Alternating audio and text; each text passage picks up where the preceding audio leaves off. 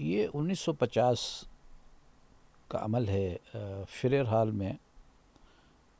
Doctor نبی بخش خان بلوچ نے اپنی ایک تقریر میں کہا کہ بھمبور کی جو سائٹ ہے، پرانے آثار ہیں، لا محالہ وہی دیبل ہو سکتا ہے جہاں محمد بن قاسم صاحب کا حوالہ اور ہماری تاریخ کا حصہ۔ عربی تاریخ نبیسوں نے دیول اور دیبل سندھ کا ذکر کیا ہے، اور اس قسم کی پورٹ سٹی سندھ میں کہاں ہے، اس کے متعلق بہت لمبے عرصے تک قیاس آرائیاں ہوتی رہیں۔ دیبل کے محل وقوع کے حوالے سے اگر اس کو جدید کیفیت میں ہم زمین پر کہیں چارٹ ڈاؤن کر سکتے ہیں تو اس کے حوالے سے بہت سے لوگوں کی بہت سے خیالات تھے۔ کسی نے پیر پٹھوں کو بتایا، کسی نے جونا شاہ بندر کے لیے کہا، کسی نے کراچی کو بھی دیبل قرار دینے کی کوشش کی۔ اس طرح سے بہت سے خیالات تھے۔ یہ بحث مباحثہ چلتا رہا، اور پاکستان کے ایک بہت ہی انفلوئنشل بیوروکریٹ ممتاز حسن صاحب نے ڈپارٹمنٹ آف آرکیالوجی کی مدد کی، اور انہوں نے کہا کہ جناب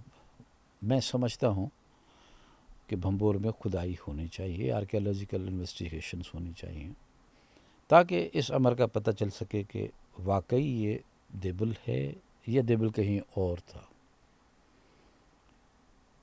ممتاز حسن صاحب نیشنل بینک کے صدر بھی رہے، وہ پلاننگ کمیشن کے ڈپٹی چیئرمین بھی تھے، اور ظاہر ہے کہ وہ بہت پڑھے لکھے آدمی بھی تھے اور انفلوئنشل بھی تھے، تو انہوں نے ڈپارٹمنٹ آف آرکیالوجی کے لیے کچھ فنڈز بھی ریلیز کرا لیے تھے۔ ڈپارٹمنٹ نے 1957 سے 1964 تک بھمبور میں آرکیالوجیکل انویسٹیگیشنز کی۔ ان ایکسکیویشنز کے دوران بہت سی چیزیں، بہت سے آثار پرانے ظاہر ہو گئے، شہر کی فصیل کھل کر سامنے آ گئی، اور شہر پناہ کے باہر کا جو کالونی تھی وہ بھی مل گئی، اور ایک اچھا خاصا جو ہے وہ انڈسٹریل ایریا بھی شہر سے باہر موجود تھا۔ اب بھمبور کے محل وقوع سے تو آپ واقف ہیں کہ یہ کراچی ٹھٹہ روڈ پہ دھابے جی کے قریب ہی واقع ہے، اور اس کے جنوب میں ایک کریک گھارو کریک کے نام سے بھی بہہ رہی ہے۔ تو ماہرین کا یہ خیال تھا کہ یہ سمندر سے بھی ایکسیسیبل تھا، اور پھر سندھو دریا کی کوئی ایک شاخ بھی آ کے اسی گھارو کریک سے ملتی تھی، اور اس لحاظ سے یہ پھر اندرون ملک پانی کی گزرگاہ سے ملا ہوا تھا۔ اس لحاظ سے تو اس کی بہت ہی اہم حیثیت نظر آتی ہے، سمجھی جا سکتی ہے کہ وہ ایکسیسیبل ہو سمندر سے بھی اور دریا سے بھی، تو اس کا مطلب یہ ہے کہ تجارت کے لیے ایک بہت ہی معقول اور مناسب جگہ، اور بندرگاہ کے لیے تو وہ ویسے ہی موزون تھا۔ اب اس بحث کے حوالے سے جب ایکسکیویشنز 61-62 میں کچھ اپنی شکل دینے لگی تھی، تو ڈپارٹمنٹ نے ایک رپورٹ جاری کی، اور انہوں نے کہا کہ ہم یہ وثوق سے کہہ سکتے ہیں کہ یہاں پر یہی جگہ ہے جہاں دیبل واقع ہوگا، کیونکہ بڑا قلعہ، ایک بہت بڑی جامع مسجد اور بہت سارے اور مکانوں، دکانوں، انڈسٹریز، اسٹوریج، سب کے شواہد مل رہے تھے۔ لیکن اس میں بہت سے لوگ ابھی مطمئن نہیں تھے، کیونکہ کسی جگہ پر بھی کوئی قطعیت نظر نہیں آ رہی تھی۔ اب آپ کے ذہن میں ہوگا کہ محمد بن قاسم کے آنے کے بعد بھمبور کے حوالے سے تو کوئی بھی ریفرنس تاریخ میں نہیں ملتا، لیکن دیبل کے حوالے سے تو بہت سارے ریفرنسز ملتے ہیں۔ اب جب بھمبور کا ذکر ہمیں قریباً 12ویں صدی کے واقعات کے نتیجے میں جو شاعری یا فوک کہانیاں جنم لیتی ہیں اس میں تو ہمیں ملنا ہے، لیکن اس سے پہلے کے کسی حوالے میں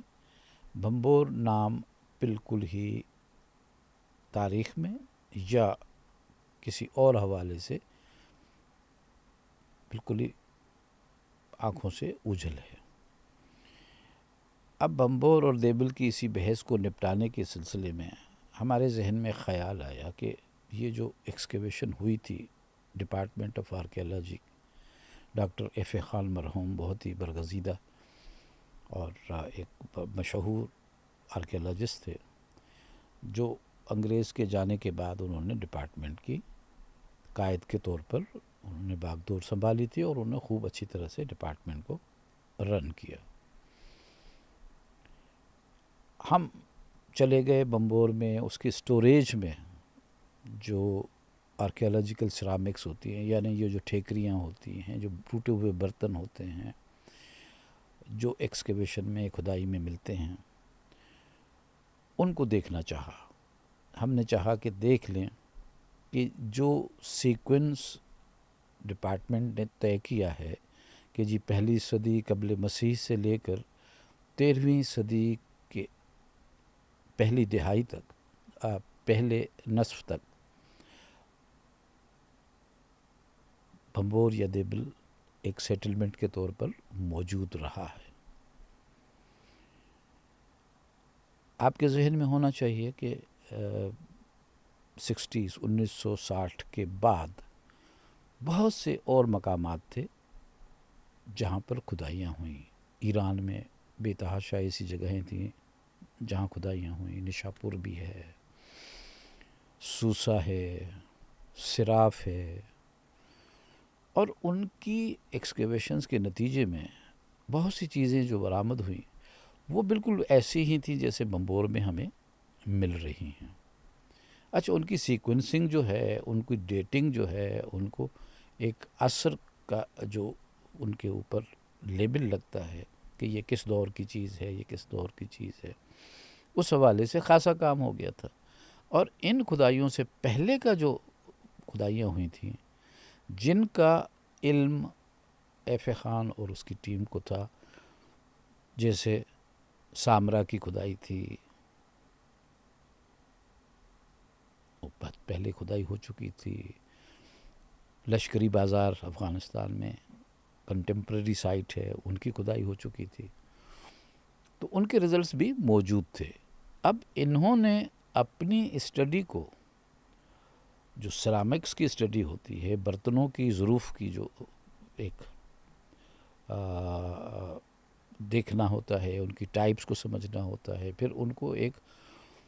عصر اسائن کرنا ہوتا ہے، ٹائم پیریڈ دینا ہوتا ہے، اور اس سے پھر ہم دور کا تعین کر لیتے ہیں کہ جی یہ فلاں دور میں اس شہر میں، اس سیٹلمنٹ میں، اس جگہ پہ، اس سائٹ میں کیا کیا تبدیلیاں رونما ہوتی رہیں۔ خوارزم شاہ، جلال الدین خوارزم شاہ کا آنا اور دیبل کا تباہ ہونا 1226 کا سن ہے، یعنی 13ویں صدی کے اوائل کا وقت ہے۔ یہ تاریخوں میں تفصیل کے ساتھ اس کا ذکر ملتا ہے۔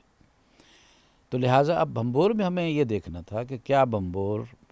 میں جو آثار ہیں وہ اس چیز کی گواہی دے رہے ہیں کہ وہ 1226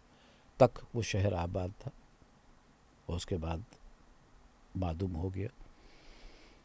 تو لہٰذا ہمیں سیرامکس کو دیکھنے کی ضرورت تھی۔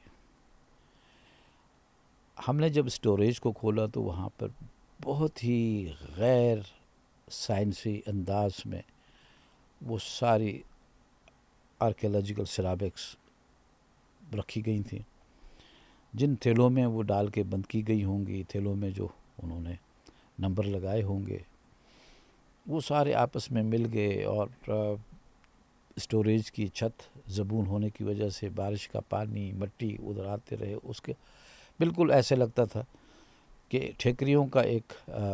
پہاڑ ہے جو آپ کے سامنے کھڑا ہے۔ اب جب ان میں سے تھیلیوں کو جدا جدا کرنے کا وقت آیا، اٹھانا شروع کیا، تو کپڑے میں تو جانتی ہی نہیں، تو کپڑا تو تھا ہی نہیں، وہ گل سڑ گیا تھا۔ اور اس طرح سے بڑی مشکل سے اندازے سے کہ ایک تھیلی کی حد کہاں تک چلتی ہے، کہاں ختم ہوتی ہے، دوسری تھیلی کی حد کہاں شروع ہوتی ہے، اس طرح تغاریوں میں بھر بھر کے ان کو باہر نکالا گیا، ان کو ترتیب سے صاف کر کے پھر ان کو سکھا کے ان کے نمبر معلوم کرتے ہوئے ان کو الگ الگ نئی تھیلیوں کے حوالے کیا گیا۔ یہ ایکسرسائز 5 مہینے تک چلتی رہی۔ اس ایکسرسائز کے دوران exploration and excavation branch government of Pakistan کی، اس کی انچارج ڈاکٹر اسماء ابراہیم صاحبہ تھیں، انہوں نے اپنی ٹیم اور اپنا وقت اس پروجیکٹ کو دیا اور انہوں نے خوب کوآپریٹ کیا۔ اس کے نتیجے میں ہمارے سامنے ایک پوری سرامکس کا سیکوینس بن گیا۔ اب ہمارے پاس یہ کوئی شک کی گنجائش نہیں رہ گئی کہ یہ سیٹلمنٹ جو ہے وہ 1110 20 یا 40 تک آباد رہی، اس کے بعد یہ معدوم ہو گئی۔ اس میں وہ 13ویں صدی تک کا جو ایگزسٹنس ہے وہ کنفرم نہیں ہو پا رہا تھا۔ اس کی وجہ یہ تھی کہ ہم نے جو پرانی ایکسکیویشنس ہیں، جو ایران میں ہوئیں، جو عراق میں ہوئیں، جو سیریا میں ہوئی، رقہ میں، ان سب کو ہم نے غور سے پڑھا۔ اس کے لیے ہم نے کیا کیا کہ ایک جرمن حکومت سے پوسٹ ڈاک کی گرانٹ ہمیں مل گئی اور میں جرمنی چلا گیا۔ جرمنی میں اسلامک آرٹس میوزیم میں خاصی کلیکشن ہے۔ پروفیسر سارے کی ایکسکیویشن جو سامرا کی تھی وہ بھی تھی، افراسیاب کا مٹیریل وہاں تھا، سینٹرل ایشیا، ایران سے تھا، شام کا رقہ کی سائڈ کا بہت سا مٹیریل تھا۔ اس کے بعد پھر 2 سال کے بعد پھر میں نے ایک اور پوسٹ ڈاک گرانٹ مجھے مل گئی اس کی اسٹڈیز کے لیے، تو میں چلا گیا، میٹروپولیٹن میوزیم آف آرٹ میں کام کیا، فیلاڈیلفیا میں جو یونیورسٹی کا میوزیم ہے وہاں، جو Museum of Fine Arts Boston میں ہے وہاں پر خاصی چیزیں ہمیں وہاں پر نظر آئی انہی سائٹس کی، رے والی سائٹ سے بھی، تو نشاپور سے بھی، اور جناب عالی جس طرح سے میں نے عرض کیا کہ ہمارے سامنے جتنی رینڈم کلیکشن تھی سرفیس کی سائٹ سے بھی انہوں نے جو کیا تھا، وہ بھی فیلاڈیلفیا میں خاصا سامان پڑا تھا۔ کمپیریٹیو اسٹڈی سے ہمیں پتہ چلا کہ ہماری جو انیشل فائنڈنگز تھی کہ یہ جو سائٹ ہے بمبور کی، یہ 12ویں صدی کے درمیان یہ اجڑ گئی، یہ 13ویں صدی کے پہلے نصف تک نہیں تھی۔ کیوں کہ 12ویں صدی کے لیٹ 12ویں صدی میں اور 13ویں صدی میں جو سرامکس ہمیں ایران سے، عراق سے اور شام سے ملتی ہیں اور مصر سے ملتی ہیں، وہ یہاں پر نہیں تھی۔ مینائی ویئر یہاں پر نہیں تھا، اسی طرح سے سلوٹ ویئر یہاں پر نہیں تھا، اور وہ جو گریفٹیوں کی جو لیٹ قسمیں تھیں جو 13ویں صدی میں بننی شروع ہوئی تھیں اور 14ویں صدی تک چلی ہیں، وہ یہاں پر نہیں تھیں۔ تو اس سے صاف پتہ چلتا تھا کہ یہاں پر ٹریڈ اور کامرس رک گیا تھا، نہیں تھا۔ اب اگر پورٹ سٹی میں آپ کا کامرس اور ٹریڈ نہیں ہے تو اس کا مطلب ہے کہ وہ پورٹ فعال نہیں رہا، وہ پورٹ ختم ہو چکا ہے۔ اس طرح سے ان ڈیٹنگ کی بنیاد پر ہمیں شک پڑ گیا کہ اگر یہ دیبل تھا بھی تو یہ دیبل ویران ہو چکا تھا، اس کی جگہ پر کسی اور بندر نے جگہ سنبھال لی ہوگی۔ اسی علاقے میں ہم نے ایکسکیویشن اور اپنا سرویز کا پروگرام کیا، ایکسپلوریشنز کا پروگرام کیا۔ 3 سال تک ہم سمندر میں اس طرف جاتے رہے۔ ہمیں بھمبور سے 6 میل جنوب میں ایک ایسا شہر مل گیا جو ہائی ٹائیڈ میں پانی کے نیچے آ جاتا تھا اور لو ٹائیڈ میں وہ اس کے آثار نظر آنے لگ جاتے تھے۔ سمندر کی چھوٹی چھوٹی سی پتلی کریکس نے اس شہر کو بیچ میں سے چیر پھاڑ کے رکھا ہوا تھا۔ بہت سے اسٹرکچرز کی دیواریں جو ہیں وہ 2-2 3-3 حصوں میں بٹ چکی تھیں، لیکن وہاں پر ایک قلعہ، ایک بہت بڑی جامع مسجد، چھوٹے اسٹرکچرز، چھوٹی مسجد اور اس قسم کے بے تحاشا اور آثار وہاں ملے۔ یہ فائنڈنگز ہم نے 1992 میں چھاپ دی تھی۔ وہاں سے ملنے والے سامان کی ڈیٹنگ اور کمپیریٹیو اسٹڈی سے یہ پتہ چلتا تھا کہ یہ وہ شہر ہو سکتا ہے جو بھمبور کے بعد ایز اے بندرگاہ کے طور پہ کام آتا رہا ہوگا۔ اور پھر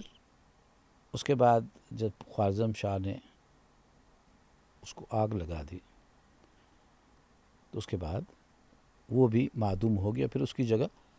لاہری بندر نے لے لی، جو کہ وہاں سے 11-12 ناٹیکل مائلز کے فاصلے پر ہے۔ تو خواتین و حضرات، دیبل اور بھمبور کی شناخت کے سلسلے میں جو اب نئی گواہی سامنے آ گئی تو اس سے سمجھ میں آتا ہے کہ دیبل جو ہے وہ